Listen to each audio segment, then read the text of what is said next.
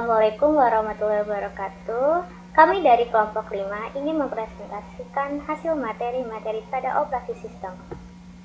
Di sini ada anggotanya, Fergiano Deren Riandi, dan saya sendiri Nabila Putra Syifa. Selanjutnya ada Danendra Ganijan Sunarso. Di sini ada daftar isi materi-materi yang nanti kita akan bahas. Yang pertama ada sinkronisasi, yang kedua pengalokasian non-kontigus, yang ketiga virtual memory, keempat deadlock, kelima alokasi memori, keenam pengalokasian kontigus, dan yang ketujuh sistem input output. Yang pertama di sini ada pembahasan sinkronisasi. Apa sih kira-kira sinkronisasi? Sinkronisasi merupakan suatu proses secara bersama-sama dan saling berbagi data bersama yang dapat mengakibatkan miscondition atau inconsistent data. Di mana sinkronisasi ini tuh diperlukan banget untuk menghindari terjadinya ketidakkonsistenan data yang nantinya mengakibatkan adanya akses secara konkuren. Proses-proses tersebut disebut konkuren jika proses itu ada dan berjalan pada waktu yang bersamaan. Lalu di sini ada tahap-tahapan pada sinkronisasi. Yang pertama ada identifikasi sumber daya bersama.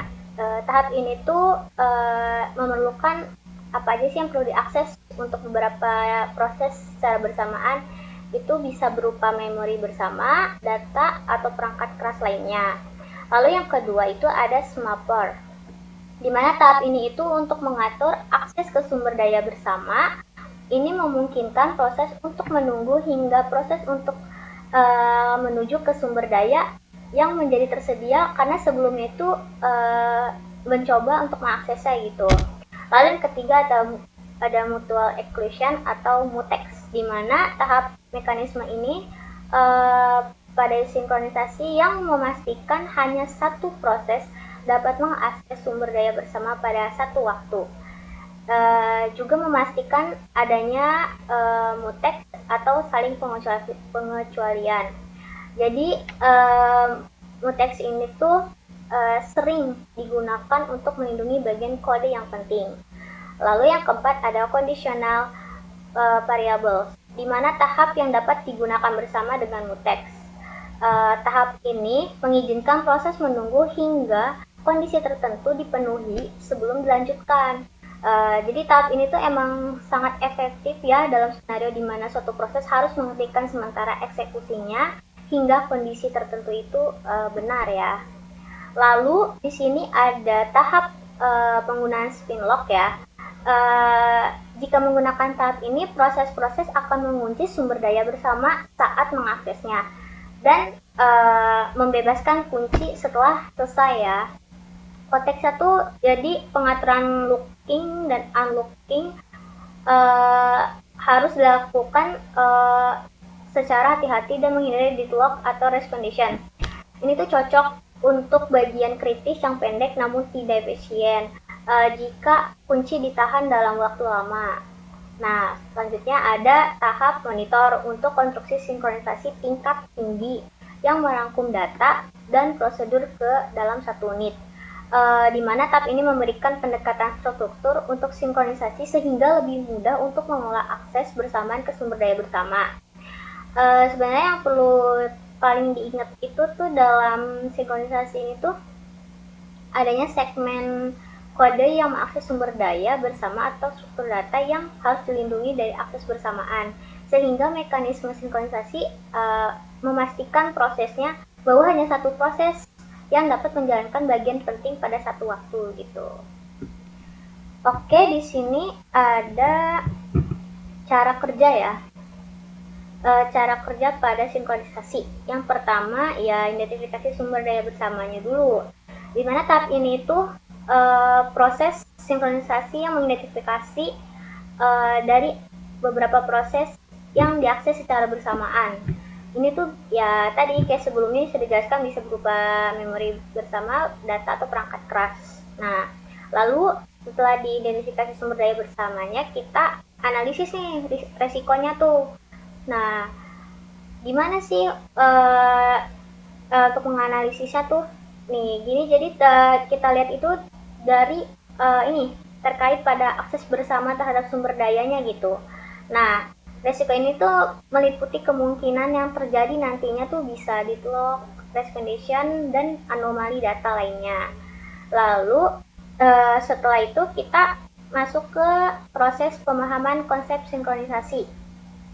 Penting banget ya untuk pengembang ya untuk paham konsep dasar ini gitu, karena konsep dasar ini tuh mencakup tentang sumber daya bersama, terus prosesnya, mekanisme sinkronisasi yang tersedia pada operasi sistem gitu. Lalu selanjutnya kalau udah paham nih sama konsep sinkronisasinya, kita masuk ke pemilihan mekanisme sinkronisasi, di mana tahap ini tuh melibatkan mekanisme sinkronisasi yang paling sesuai untuk penghuni. Jadi tuh kita milih gitu tahap apa sih yang paling dibutuhkan sama kita gitu. Nah, itu bisa meliputi penggunaan ya logs ya seperti mutex dan semapor, terus conditional variables dan algoritma deep block avoidance ya. Lalu kita implementasikan nih si mekanisme sinkronisasinya. Kalau udah di implementasi, kita lanjut nih untuk ke kodenya nih, kode programnya diimplementasikan gitu. Di sini tuh melibatkan penempatan operasi sinkronisasi di sekitar akses terhadap sumber daya bersama, memastikan koherensi dan konsistensi data. Lalu selanjutnya kalau udah diimplementasi, kita lakukan pengujian dan debugging ya. Di sini ya kita penting banget gitu buat melakukan pengujian tuh, karena sebelum kita di ini ya direalisasikan, kita perlu banget pengujian gitu untuk mengecek apakah ada error atau seperti apa gitu. Nah, bahwa dia tuh berfungsi apa enggak gitu, sesuai yang diharapkan gitu. Kayak pengujinya terhadap deadlock, race condition, dan konsistensi datanya. Nah, lalu ada optimasi dan pemantauan.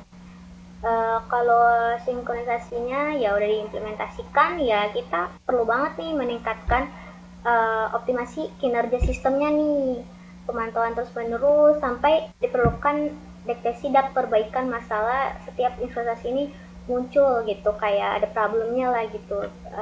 Semungkin-mungkinnya tuh kita jadi ya harus memperbaikinya. Lalu yang terakhir itu penting untuk mendokumentasi ya si mekanisme sinkronisasi ini yang digunakan, termasuk keputusan desainnya, implementasinya, dan hasil pengujiannya. Ini membantu banget nantinya ya memahami dan memelihara kode yang lebih efektif gitu. Selanjutnya di sini ada jenis-jenisnya. Jenis-jenisnya yang pertama ada independence ya, mandiri gitu dia. Kira-kira tuh ya apa sih jadi maksud jenis mandiri sinkronisasi ini? Dia tuh lebih terkenal dengan sinkronisasi preemptif ya, bergantung gitu dia pada kernel sistem operasi gitu, untuk menegakkan sinkronisasi dan mengontrol eksekusi prosesnya. Dalam pendekatan ini, proses ini tidak memiliki kendali langsung atas urutan eksekusinya. Sebaliknya, sistem operasi melakukan intervensi untuk memastikan eksekusi yang teratur. Nah, karakteristik pada sinkronisasi independence ini mandiri ini tuh, yang pertama ada overheat ya, overheat itu lebih tinggi. Kenapa? Karena sistem operasi itu bertanggung jawab untuk menerapkan sinkronisasi terhadap overheat yang lebih tinggi terkait dengan peralihan konteks dan pengelolaan pelaksanaan prosesnya. Nah, terus juga ada kontrol yang ditingkatkan. Karakteristiknya tuh dia tuh memungkinkan si sistem operasi ini tuh menerapkan gitu sinkronisasi dari pencegahan proses pengaksesan sumber daya secara bersama-samaan gitu. Nah, ini mengakibatkan kontrol dan mengurangi risiko konfliknya, risiko permasalahannya. Lalu di sini ada karakteristik itu, dia tuh ini kesederhanaan bagi pemrogram. Karena tuh si pengembang tuh tidak perlu lagi khawatir tentang sinkronisasi proses secara implisitnya. karena ya mengandalkan mekanisme sistem operasi yang sangat sederhana, sehingga program itu tuh ya dapat ini menghasilkan solusi yang kurang efisien gitu. Jadi tuh kurang inilah, kurang kurang oke gitu kalau ya secara ininya gitu, kalau mengandalkan mekanismenya aja. Nah, lalu ada jenis sinkronisasi cooperation. Dia tuh dikenal non preemptif ya. Dia tuh bergantung. Sebaliknya kalau tadi si independence itu tidak bergantung ya. Kalau si cooperation ini dia tuh bergantung gitu sama proses-proses yang bekerja gitu. Nah, dia tuh berkoordinasi secara berkoordinasi tuh bekerja sama ya, memilih satu sama lain gitu. Nah, proses ini tuh dikomunikasikan dan disinkronkan berdasarkan kesepakatan bersama. Jadi dia tuh nggak sendirian gitu. Nah, sehingga tuh menjadi tanggung jawab ya bareng-bareng untuk menghindari konflik dan memastikan pelaksanaan yang secara baik gitu. Nah, karakteristiknya tuh apa sih kira-kira pada sinkronisasi cooperation ini? Yang pertama itu biayanya tuh overhead yang rendah.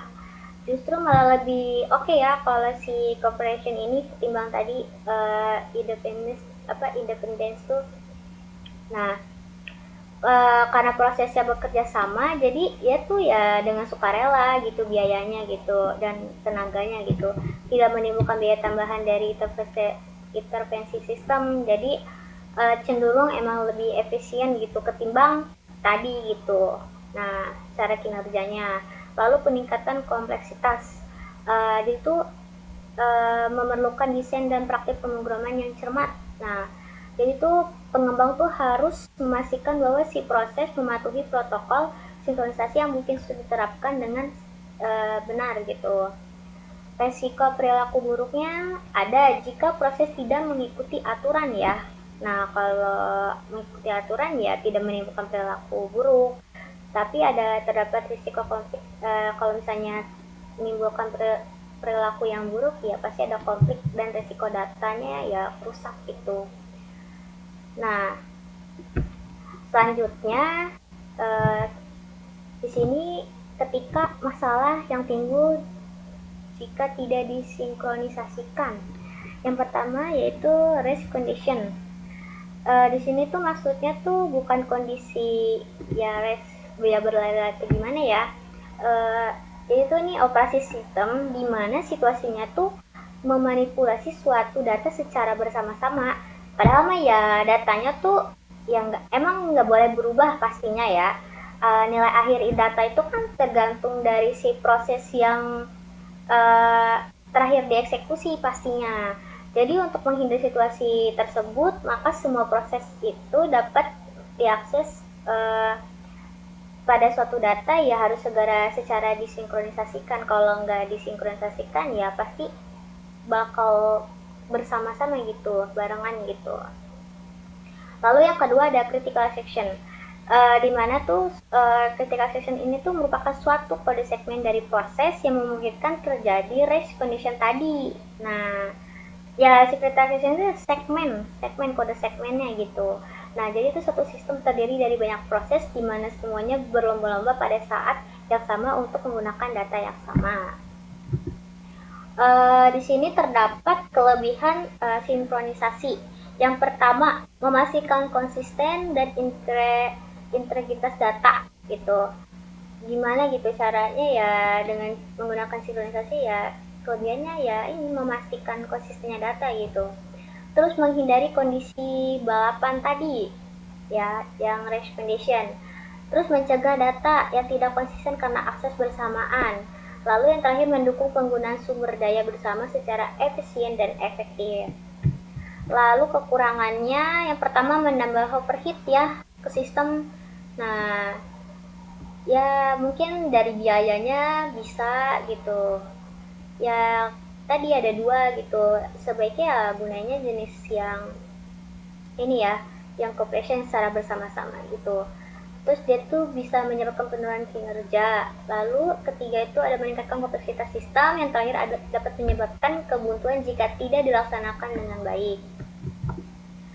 Studi kasusnya pada sinkronisasi yaitu implementasi sinkronisasi dalam penjadwalan akses ke perangkat keras, bahwa dengan menggunakan locks atau semaphore untuk memastikan bahwa hanya satu proses yang dapat mengakses perangkat keras pada satu waktu. Jadi kesimpulan pada sinkronisasi ini ialah konsep dasar dalam sistem operasi yang memungkinkan banyak proses untuk mengordinasikan dan mengakses sumber daya bersama secara teratur dan terkendali. Ini tuh penting banget ya perannya untuk memastikan ya tadi kelebihannya dari sinkronisasi ini, integritas data, mencegahnya kondisi balapan, dan meningkatkan kinerja dan keandalan sistem multiproses dan multi-tier. Lalu memilih mekanisme sinkronisasi yang tepat dan menerapkan secara benar sangat penting ya. Jadi tuh untuk kelancaran dari pengoperasian pada sistem komputer yang modern gitu. Karena membantu ya untuk terhindar dari masalah seperti tadi kebuntuan, kerusakan data, dan alokasi sumber daya yang tidak adil. Pemahaman mendalam tentang sinkronisasi proses sangat penting bagi pengembang sistem dan pemrogram untuk merancang aplikasi bersama yang kuat dan efisien. Selanjutnya, pengalokasian non-contiguous. Apa sih ya maksud dari materi ini? Ya, dimana metode alokasi memori di sistem operasi di mana suatu data atau proses tidak ditempatkan dalam blok-blok memori yang berurutan ya. Sebaliknya, blok-blok memori yang dapat digunakan oleh data atau proses dapat tersebar di lokasi memori yang berbeda-beda. Ya, dikatakan lainnya tuh ya tidak ada keteraturan urutan dari alamat memori yang digunakannya. Tahap-tahapannya yang pertama yaitu identifikasi kebutuhan pengalokasian, di mana menentukan jumlah dan jenis memori atau penyimpanan data yang diperlukan ya, serta menentukan jenis alokasi yang paling sesuai untuk kebutuhannya.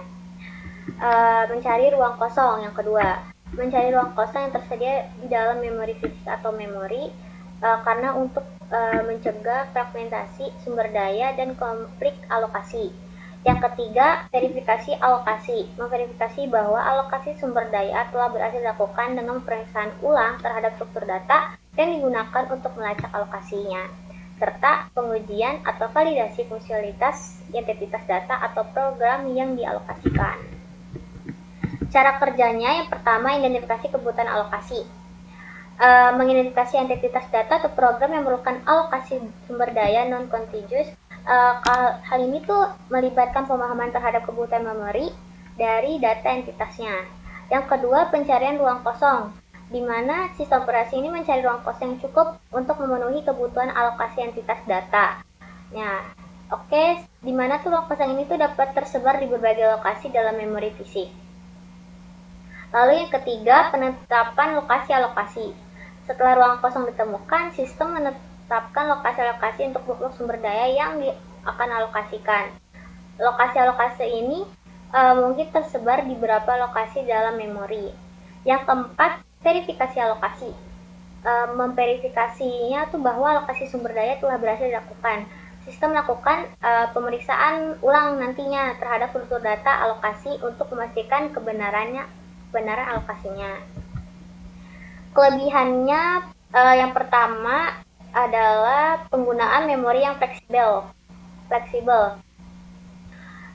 Jadi pengalokasian contiguous ini memungkinkan penggunaan memori lebih fleksibel daripada pengalokasian contiguous.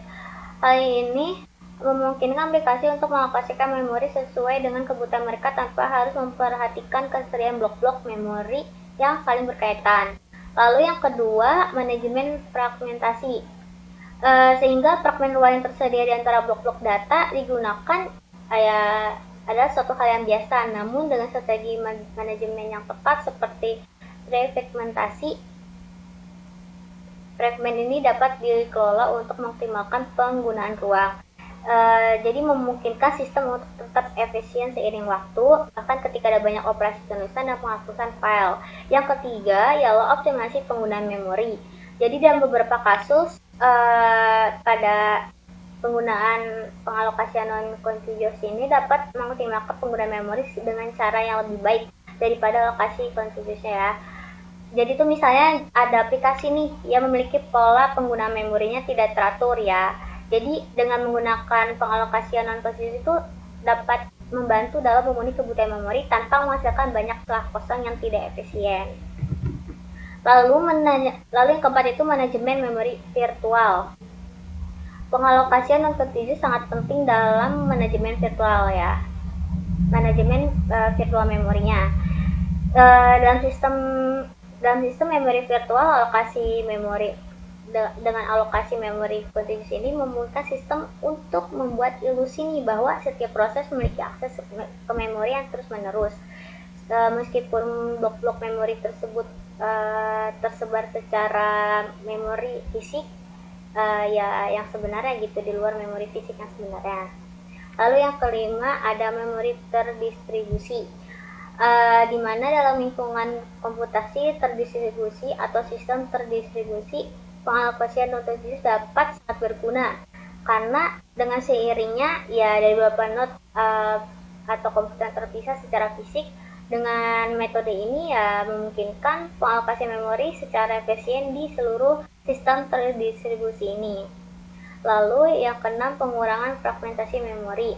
Meskipun fragmentasi memori adalah kekurangan potensial dari pengalokasian non-kontinuous, ya namun dalam beberapa kasus penggunaan ini membantu mengurangi efek fragmentasi dengan alokasi yang jadinya lebih fleksibel. Jadi sistem tuh lebih efektif mengelola ruang kosong yang tersedia dan mengurangi kemungkinan yang terjadi nantinya menjadi fragmentasi yang lebih parah gitu.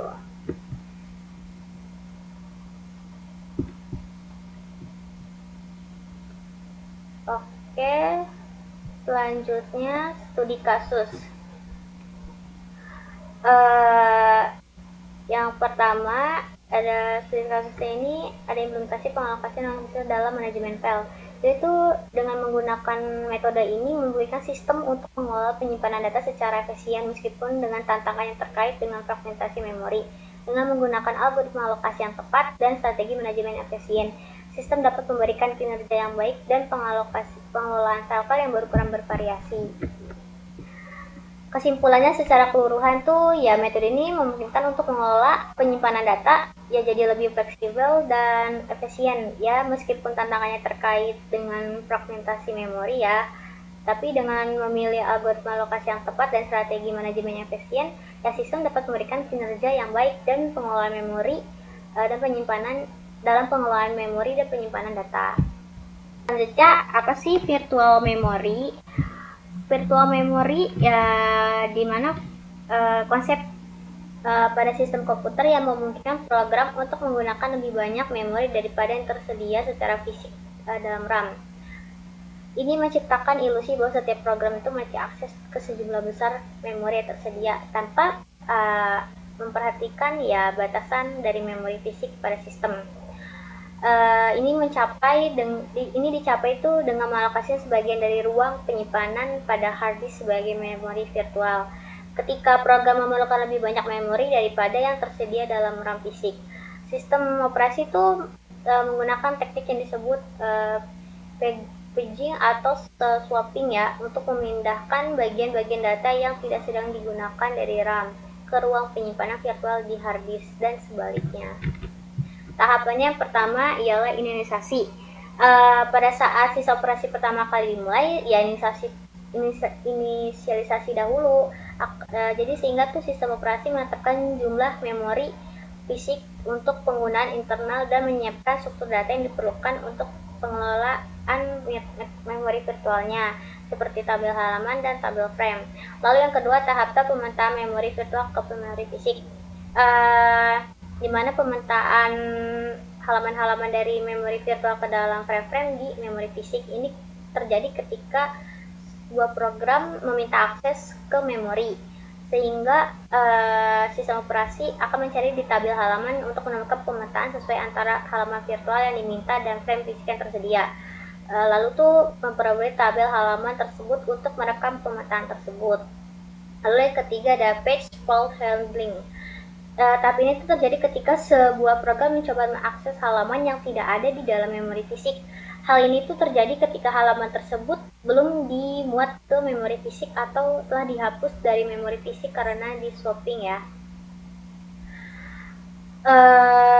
Sistem ini tuh akan menangani page fault dengan membaca halaman yang diminta dari penyimpan sekunder ke memori fisik, dan selanjutnya tuh dieksekusi sama program setelah halaman tersebut tersedia. Lalu keempat itu di swapping ya, dimana tahap proses ini tuh bagian dari memori yang tidak aktif ya, yang nanti dipindahkan ke penyimpan sekunder seperti hard disk, untuk memberikan ruang kepada program-program lain yang sedang berjalan. Tahapan itu terjadi ketika sistem operasi memutuskan untuk menggantikan halaman di memori fisik dengan halaman yang telah disimpan di penyimpanan sekunder. Lalu tahap kelima, penjadwalan memori. Tahap ini tuh melibatkan penjadwalan penggunaan memori fisik untuk program-program yang sedang berjalan ya.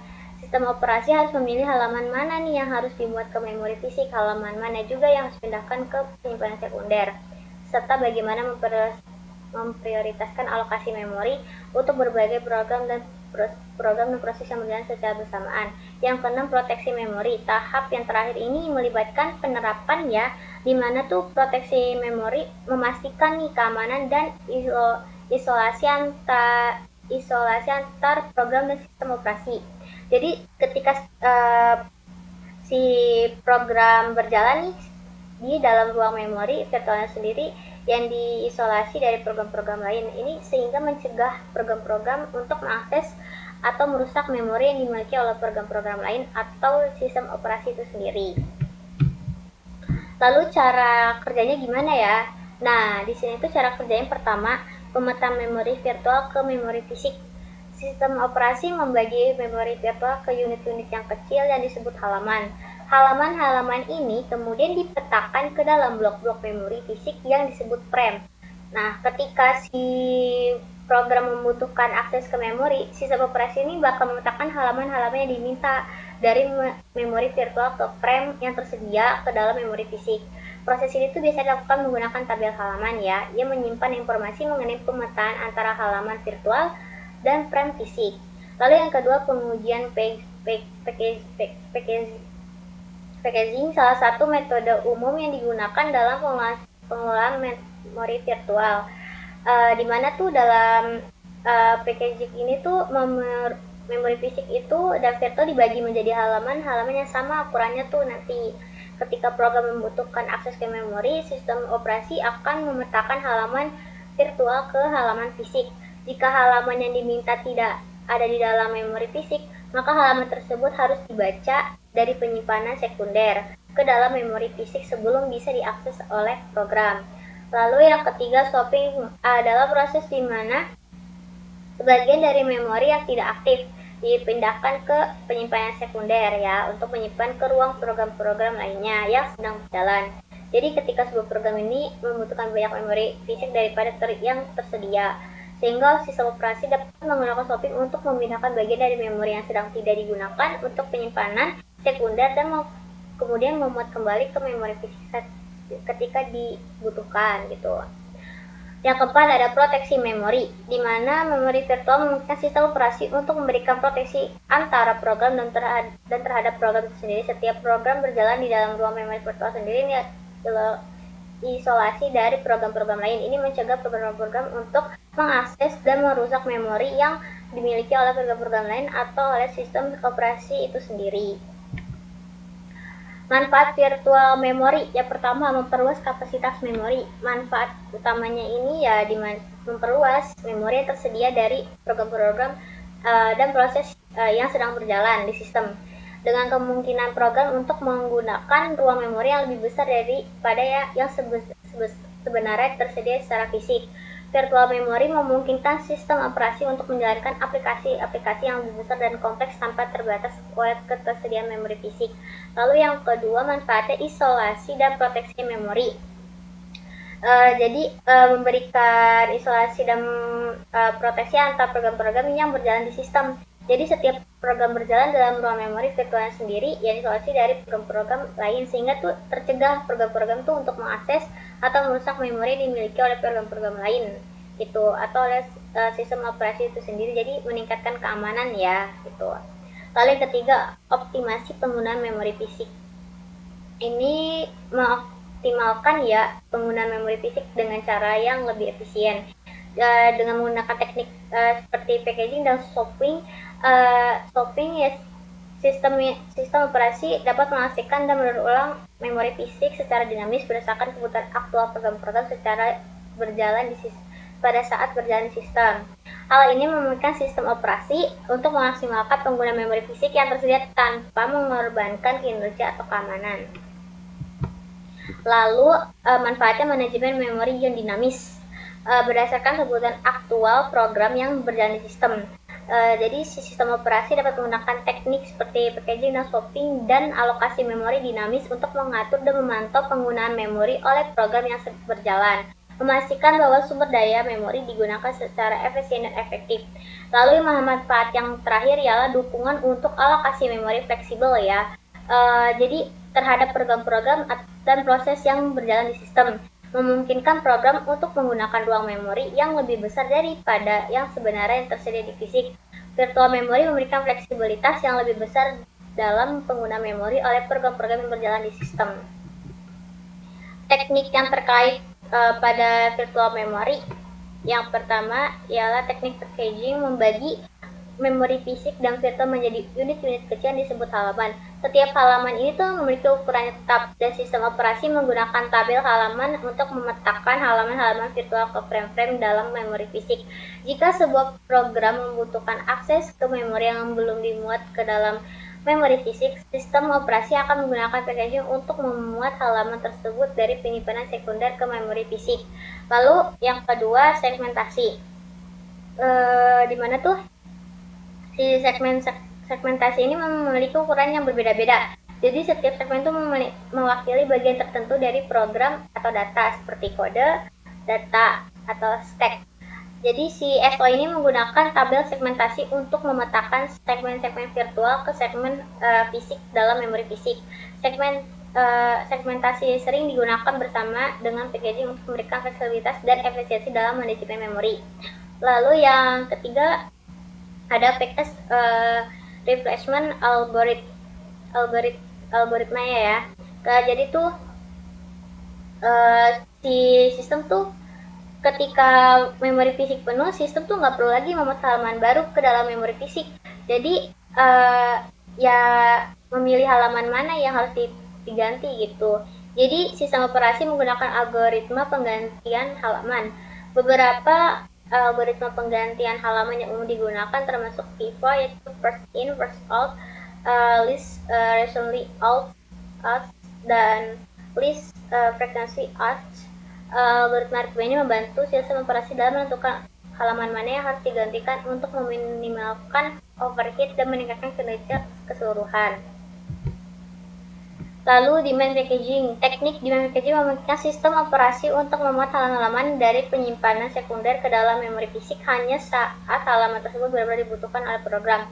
Memungkinkan sistem operasi untuk menunda pembacaan dan pemuatan halaman-halaman ke dalam memori fisik pada sampai dibutuhkan gitu. Nah, sehingga membantu memaksimalkan penggunaan memori secara keseluruhan. Oke. Tadi itu package replacement algorithm ya. Tadi ya ketika memori fisik penuh, kita tuh bisa gitu sistem memilih halaman yang mau diganti dengan algoritmanya ya first in, first out, list range, dan list range out gitu. Jadi halaman itu harus diganti dengan meningkatkan overhead dan meningkatkan kinerja secara keseluruhan gitu. Studi kasusnya peningkatan tajam dalam permintaan untuk layanan call perusahaan, sehingga menyebabkan beban kerja yang tinggi pada server ya. Permintaan ini meningkatkan penggunaan memori pada server-server yang berjalan di pusat data perusahaan. Dengan menggunakan virtual memory, sistem operasi dapat menangani lonjakan permintaan dengan mengalokasikan dan mendaur ulang memori secara dinamis berdasarkan kebutuhan aktual aplikasinya. Kesimpulannya bahwa penggunaan virtual memory pada operasi sistem memainkan peran kunci dalam mendukung operasi perusahaan teknologi besar dengan memungkinkan pengelolaan sumber daya memori yang fleksibel, efisien, dan aman. Ini memungkinkan perusahaan untuk menjalankan aplikasi dan layanan mereka dengan skalabilitas yang tinggi, efisiensi operasional yang lebih baik, dan tingkat keamanan yang lebih baik. Oke, selanjutnya kita akan membahas deadlock. Nah, jadi deadlock ini adalah sebuah situasi di mana dua atau lebih proses dalam sebuah sistem itu terjebak dalam kondisi yang saling menunggu atau waiting untuk sebuah sumber daya, misalnya memori, RAM, gitu, atau prosesor yang diperlukan untuk sebuah program ini untuk melanjutkan eksekusi. Nah, dalam kondisi deadlock ini nggak ada proses yang dapat dilanjutkan karena setiap proses menunggu sumber daya yang sedang digunakan oleh proses lain dalam siklus yang tertutup.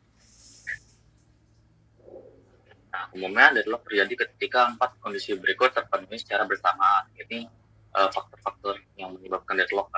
Yang pertama ada mutual exclusion, lalu ada hold and wait, no preemption, dan juga circular wait. Nah, kalau mutual exclusion ini seenggaknya butuh satu sumber daya yang hanya dapat digunakan oleh satu proses dalam saat tertentu. Nah, hold and wait seenggaknya perlu satu proses sedang menahan setidaknya satu sumber daya yang sedang menuju sumber daya lain yang dipegang oleh proses yang lain. Lalu no preemption ini sumber daya tidak dapat diambil secara paksa dari proses yang memegangnya. Sumber daya hanya dapat dilepaskan secara sukarela oleh proses yang memilikinya. Lalu ada circular wait. Nah, di sini terdapat serangkaian proses di mana setiap proses dalam rantai menunggu sumber daya yang dipegang oleh proses berikutnya dalam rantai. Nah, berikut ada contoh situasi deadlock dalam konteks sistem komputer. Nah, misalnya kita punya dua program atau dua proses yang sedang terjadi di saat bersamaan. Ada proses A dan B. Nah, proses A ini telah mengalokasi beberapa bagian dari memori, tapi masih perlu bagian tambahan yang saat ini dipegang oleh si B.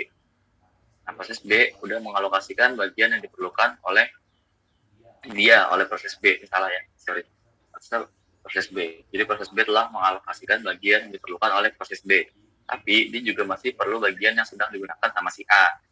Nah, kedua proses ini saling menunggu untuk melepaskan sumber daya yang diperlukan oleh proses lainnya, sehingga tidak ada yang bisa dilakukan oleh sistem untuk memecahkan kondisi deadlock ini, apa campur tangan manusia atau mekanisme otomatis yang tepat.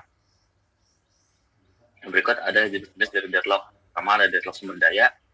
Jadi ini terjadi ketika dua atau lebih proses bersaing untuk akses ke sumber daya yang terbatas.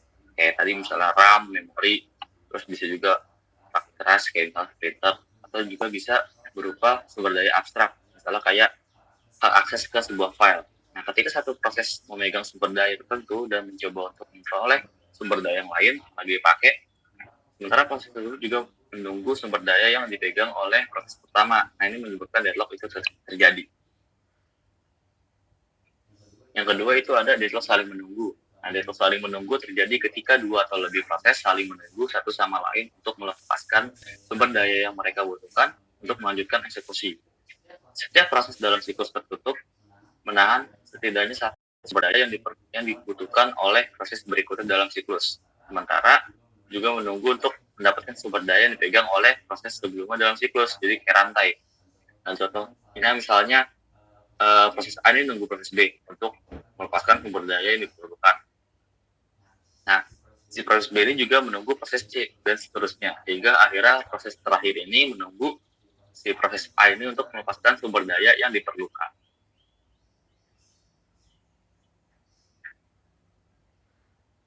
Nah, lalu ada dampak negatif dari deadlock terhadap kinerja sistem. Yang pertama ada pemborosan sumber daya, lalu kehilangan produktivitas, tidak responsif, terus kesulitan pemecahan masalah, dan juga potensi kerugian finansial. Nah, pemborosan sumber daya kan ini jadinya banyak proses yang terjadi dalam satu waktu nih. Jadi banyak memori yang kemakan atau banyak sumber daya yang kemakan, cuma eksekusinya itu nggak berjalan dengan semestinya. Lalu juga kehilangan produktivitas kan karena jadi lemot. Lalu bisa juga tidak responsif, misalnya kita lagi buka beberapa program secara bersamaan, lalu salah satunya itu bisa not responding. Betul. Nah, berikut adalah algoritma pencegahan deadlock. Yang pertama ada penghindaran deadlock. Ini melibatkan pengambilan keputusan dinamis saat mengalokasikan sumber daya untuk memastikan bahwa alokasi sumber daya tidak menyebabkan deadlock. Nah, contohnya adalah algoritma Bankers. Nah, di sini contoh terkenal dari pendekatan penghindaran deadlock. Dalam algoritma ini, sistem mengambil keputusan alokasi sumber daya berdasarkan prediksi kemungkinan deadlock di masa depan. Jadi sistem melacak keadaan saat ini dan memperkirakan kebutuhan sumber daya masa depan dari proses dan hanya menyetujui alokasi jika alokasi tersebut tidak akan menyebabkan deadlock. Yang kedua, ada penghindaran siklus. Nah, pendekatan ini dilakukan dengan memastikan bahwa tidak akan ada siklus dalam alokasi sumber daya. Jadi kalau nggak ada siklus, maka deadlock tidak akan terjadi. Contohnya adalah algoritma topologi grafik yang mengelola alokasi sumber daya sedemikian rupa sehingga tidak mungkin ada siklus di antara proses-proses yang memegang sumber daya. Selanjutnya, pengelolaan sumber daya secara seragam. Nah, ini memastikan bahwa semua proses meminta sumber daya dalam urutan yang sama sehingga tidak ada potensi untuk deadlock. Namun, ini seringkali sulit diterapkan dalam praktiknya. Selanjutnya ada penghapusan penguncian atau lock elimination. Ini mengurangi atau menghilangkan penguncian yang nggak perlu untuk sebuah sumber daya tertentu. Misalnya dengan menggunakan teknik seperti alokasi prakondisi, di mana proses harus memenuhi syarat tertentu untuk mengakses sumber daya. Lalu selanjutnya ada penggunaan timeout atau timeout mechanism. Nah, menggunakan timeout untuk sumber daya yang dimiliki oleh proses. Jika proses tidak dapat menyelesaikan tugasnya dalam waktu yang sudah ditentukan, sumber daya tersebut ditarik lagi dan dilepaskan, sehingga mencegah terjadi deadlock. Ini penghindaran deadlock lagi udah ada yang pertama ya. Sama kayak yang pertama ini ada sedikit kesalahan saya masukin.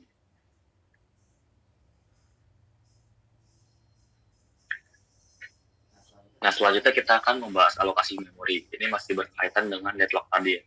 Alokasi memori adalah proses yang dilakukan oleh sistem komputer untuk mengatur dan mengalokasikan ruang memori kepada program atau proses yang sedang berjalan. Dalam alokasi memori, sistem mengatur sejumlah ruang memori yang diperlukan oleh setiap program atau proses untuk menyimpan instruksi program, data, dan variabel yang digunakan selama eksekusi. Nah, jadi alokasi memori ini terbagi menjadi dua tahap, terjadi dalam dua tahap. Pertama awal, lalu ada di alokasi memori.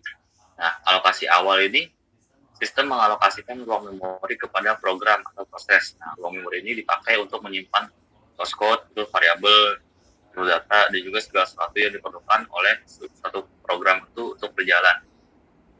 Selanjutnya itu setelah program ini ke dealokasi memori ya. Setelah program atau selesai dieksekusi, dan tidak lagi perlu sebagian atau seluruh ruang memori yang dialokasikan, sistem akan menghapus atau melepaskan ruang memori tersebut. Prosedur ini disebut juga sebagai dealokasi memori atau pembebasan memori. Nah, berikut ada tipe-tipe alokasi memori. Pertama ada yang statis dan juga ada yang dinamis. Nah, kalau yang statis ini besar memori yang dialokasikan untuk setiap variabel atau struktur itu belum ditentuin. Biasanya dalam source code dari program. Nah, jadi memori yang dialokasikan untuk variabel global, statis, terus ada array statis, itu adalah contoh dari alokasi memori statis.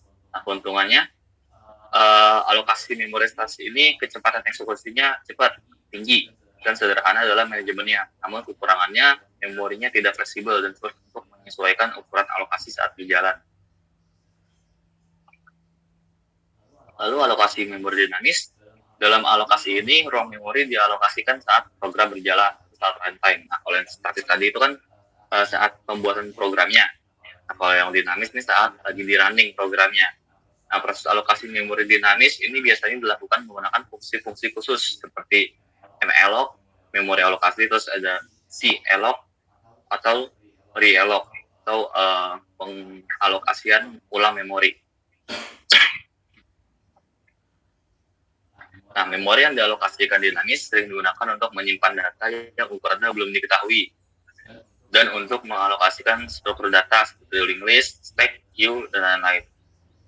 Nah, keuntungan dari alokasi ini abilitas dalam alokasi dan penggunaan memori yang lebih efisien. Namun kekurangannya adalah overhead yang lebih tinggi karena proses alokasi dan dealokasi. Serta potensi untuk memori bocor atau fragmentasi memori jika tidak dikelola dengan baik. Nah, berikut ada algoritma alokasi memori. Yang pertama itu ada first fit, lalu ada best fit, dan juga ada worst fit. Nah, di first fit ini sistem mencari ruang memori yang cukup besar untuk memenuhi kebutuhan alokasi dari awal sampai akhir. Nah, ketika permintaan alokasi masuk, sistem memeriksa ruang memori yang pertama kali ditemukan yang cukup besar untuk memuat permintaan tersebut. Algoritma ini relatif cepat karena hanya memerlukan pencarian sekali dari awal hingga akhir ruang memori, namun dapat meninggalkan celah kecil yang tidak digunakan, jadi masih ada yang nyisa. Nah, best fit ini sistem mencari ruang memori yang paling sesuai dengan ukuran permintaan alokasi. Jadi saat permintaan yang masuk, sistem akan ngecek semua blok memori yang ada, terus milih blok dengan ukuran yang paling mendekati, tapi jangan sampai lebih besar dari ukuran permintaannya. Nah, algoritma ini dapat menghasilkan penggunaan memori yang lebih efisien dibandingkan dengan perskrip, karena mencoba meminimalkan pemborosan memori. Namun, memerlukan pencarian yang lebih intensif, sehingga bisa menjadi lebih lambat.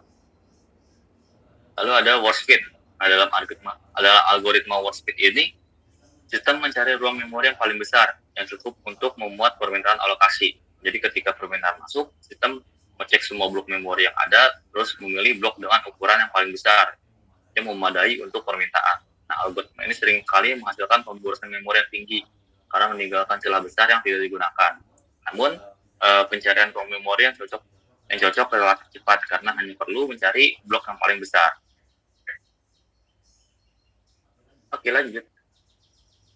Selanjutnya yaitu pengalokasian contiguous. Apa itu pengalokasian contiguous?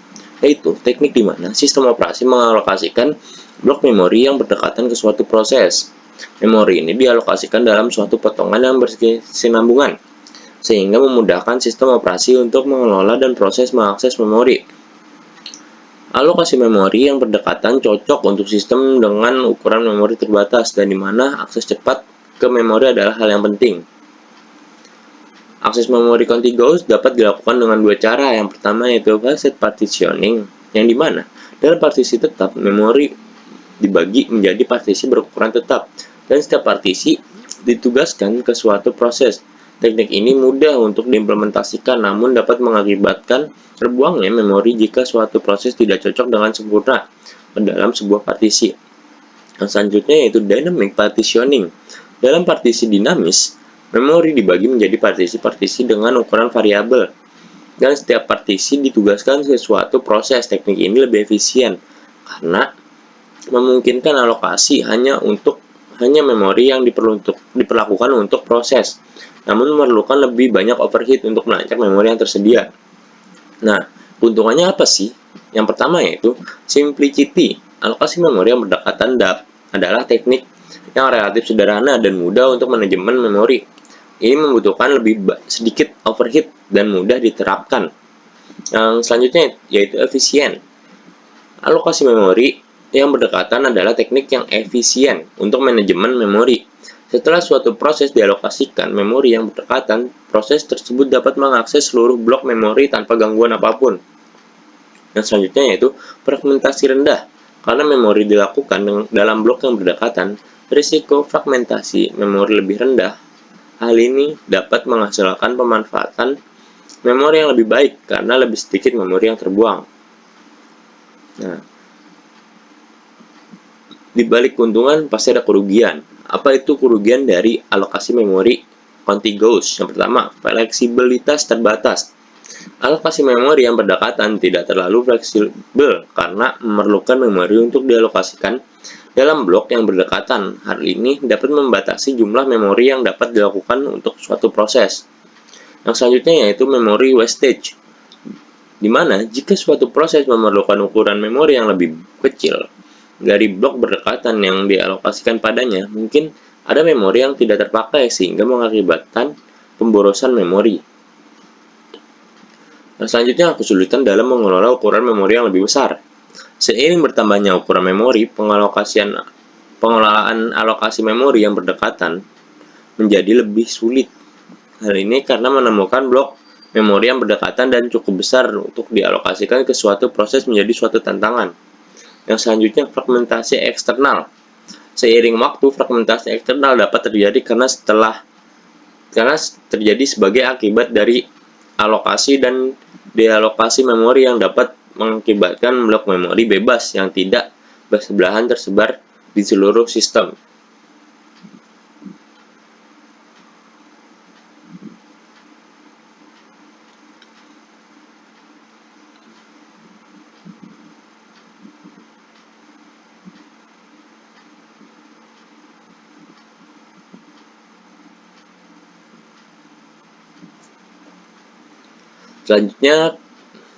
Selanjutnya kita akan masuk ke sistem input dan output.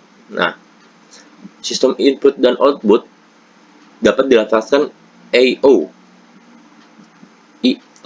Jadi I/O menjelaskan operasi, program, atau perangkat apapun yang mentransfer data dari komputer. Perangkat I/O yang umum mencakup printer, hard disk, keyboard, dan mouse.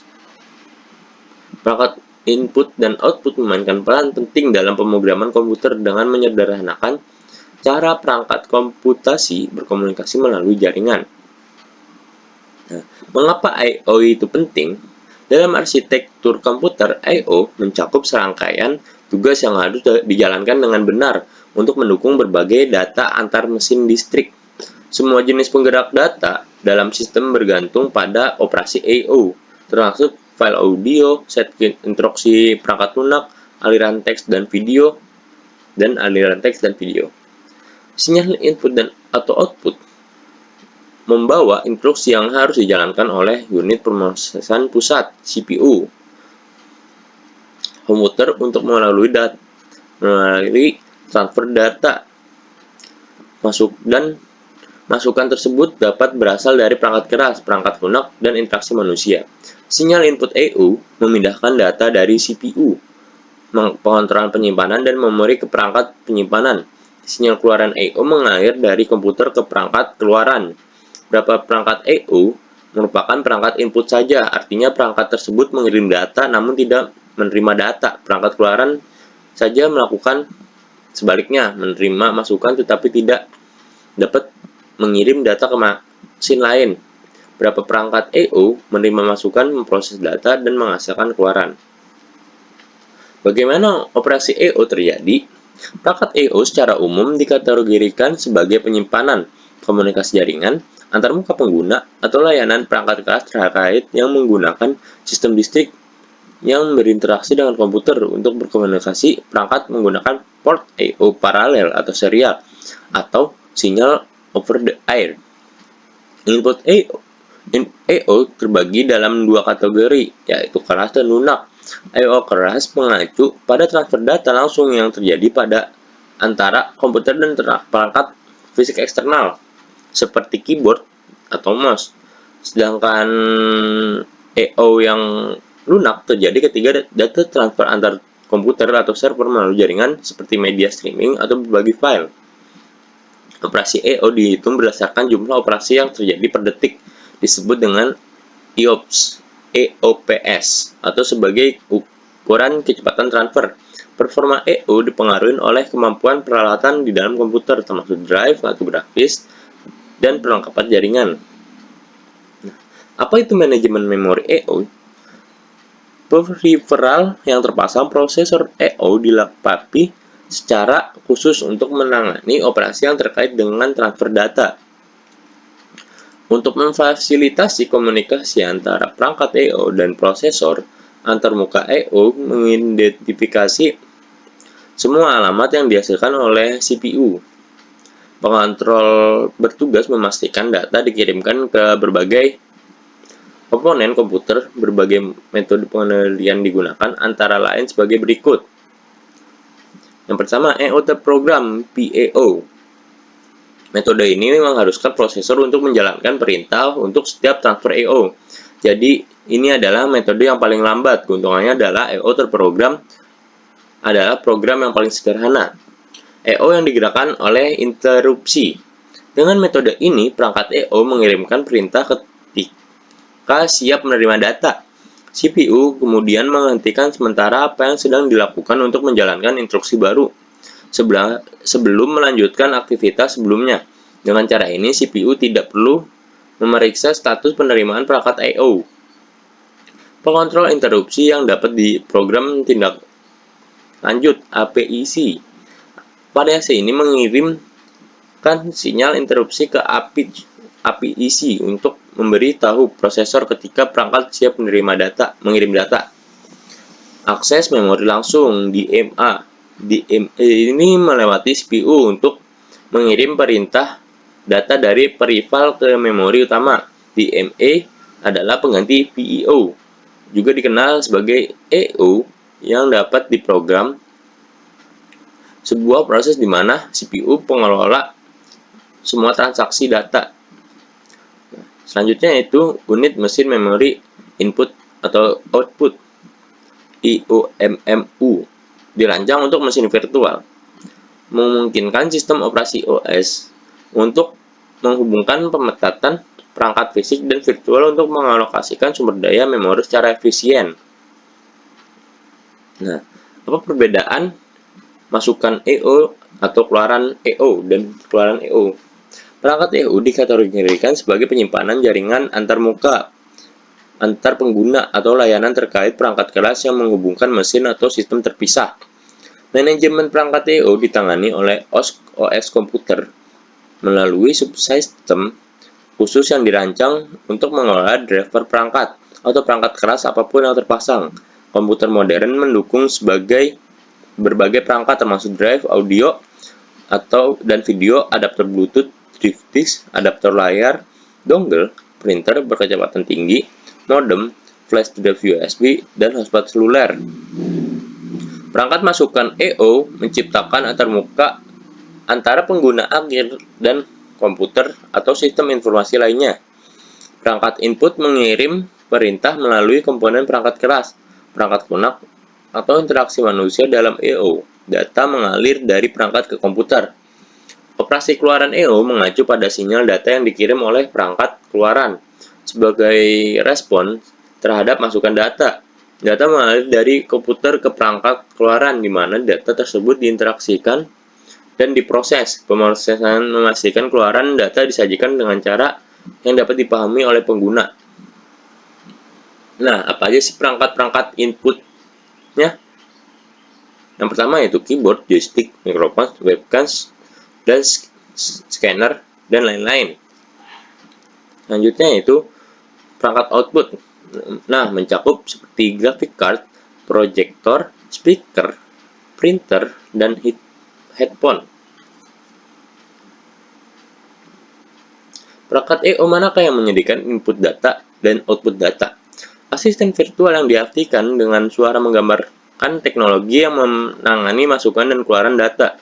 Saat pengguna menyuarakan permintaan pencarian, perangkat ini mengambil informasi yang diminta dan menyampaikan hasil menggunakan pemrosesan bahasa alami. Permintaan pengguna adalah masukan.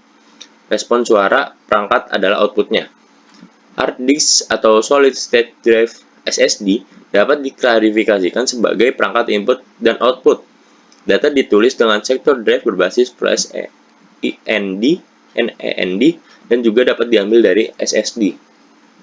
Nah, perangkat lain yang dapat mengirim dan menerima data antara lain sebagai berikut. Yang pertama yaitu disket, high performance computing system, modem, network interface card, remote storage device, writable CD-ROM. Nah, sekian penjelasan dari kelompok 5. Kurang lebihnya mohon maaf. Wassalamualaikum warahmatullahi wabarakatuh.